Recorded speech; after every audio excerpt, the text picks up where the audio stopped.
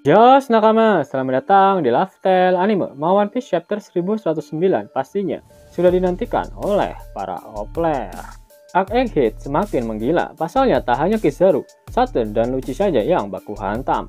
Kali ini ke-9 Vice Admiral turun tangan dan kembali memasuki pertempuran di Pulau Egghead dengan Jewelry Bonnie yang menjadi incaran utama mereka. Benar saja, seperti pernyataan Dr. Vegapunk bahwa Bonnie akan menjadi incaran pihak Angkatan Laut karena dia memiliki otoritas tertinggi dari pengendalian para pasifista.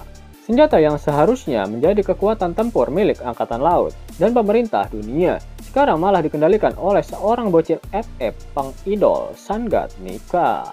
Entah Dr. Vegapunk masih hidup atau sudah meninggoy, namun pesan terakhirnya pada Luffy adalah dia harus menjaga Bonnie. Yap, jika Vegapunk resmi meninggal karena dijadikan donat, maka itu artinya misi Luffy untuk membawa Vegapunk keluar dari Pulau Egghead telah gagal. Sehingga Luffy harus mengemban amanat terakhir Vegapunk padanya untuk menjaga Bonnie. Apakah inikah yang namanya Hilal jika Bonnie lah yang malah akan menjadi kru topi jerami yang ke-10. Tujuan Bonnie berlayar ke lautan adalah untuk mencari keberadaan ayahnya. Namun dia sempat berkata pada nakamanya jika dia juga berlayar untuk mencari keberadaan Nika. Bonnie sudah mengetahui jika Luffy adalah sosok idola yang selama ini dia cari, sehingga tak ada alasan untuknya tidak mengikuti kemanapun Luffy pergi. Yang lebih menariknya lagi adalah salah satu teknik dari kekuatan Boa Iblis Toshi Toshinomi miliknya, yaitu Distorted Future, di mana Bonnie dapat merubah bentuk tubuhnya sesuai dengan sosok yang dia bayangkan. Dan salah satu bentuk perubahan yang dia gunakan adalah wujud Dewa Matahari Nika. Sebelumnya wujud Nika Bonnie yang dibentuk dari hasil imajinasinya masih sangat berbeda dengan wujud Nika yang sebenarnya ada di dunia nyata. Sehingga setelah Bonnie menyadari wujud putih Luffy adalah wujud Nika, itu artinya saat ini Bonnie bisa menyempurnakan wujud Nika dalam mode Distorted Future miliknya. Dan lahirlah Joy Girl. Bergabungnya Bonnie dengan bajak laut topi jerami akan mirip kasusnya seperti Shanks dan juga Buggy.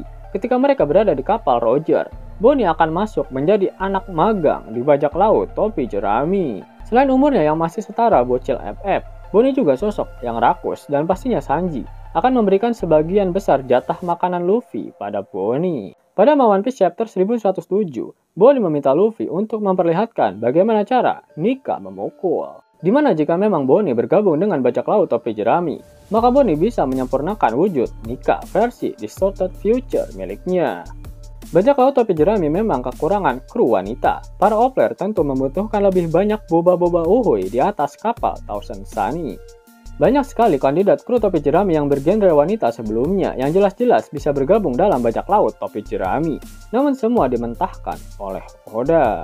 Sebelumnya ada Vivi dan juga Yamato. Vivi menolak bergabung karena dia harus mengurus kerajaan, sedangkan Yamato akhirnya tidak jadi bergabung karena dia ingin melindungi Wano Kuni. Yap, sedangkan Bonnie, dia tak memiliki alasan untuk tidak bergabung dengan Luffy. Kru bajak laut Bonnie sudah tertangkap semua oleh Akainu, sedangkan kapalnya pun sudah hancur.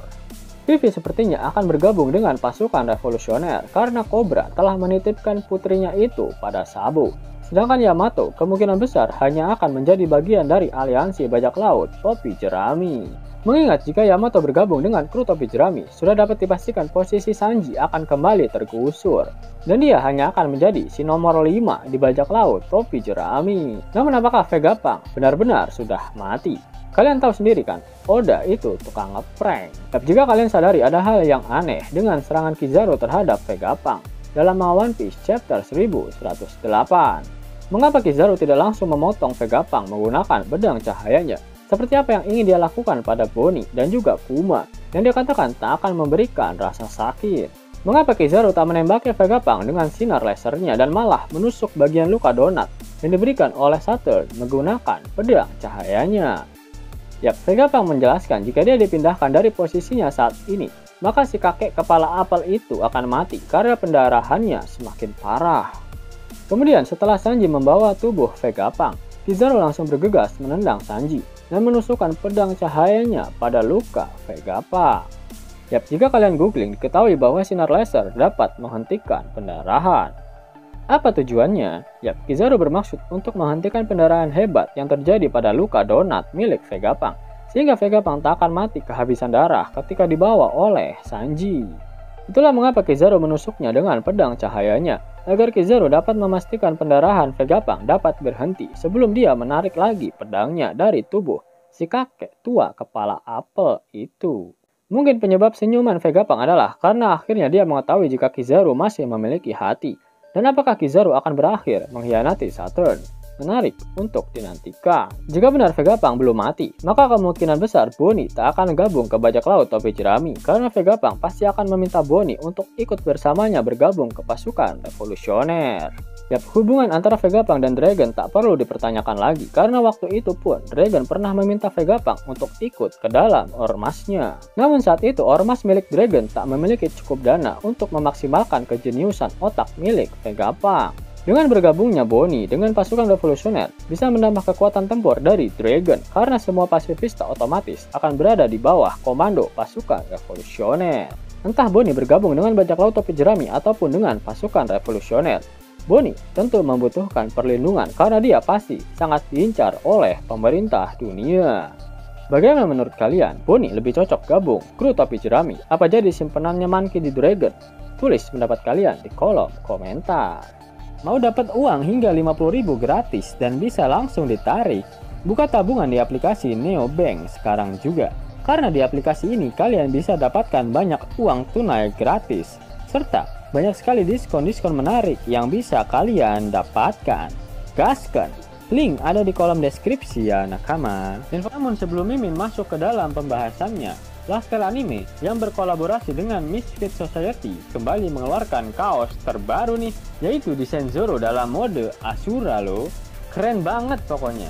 Gak percaya? Silahkan dicek di thread videonya.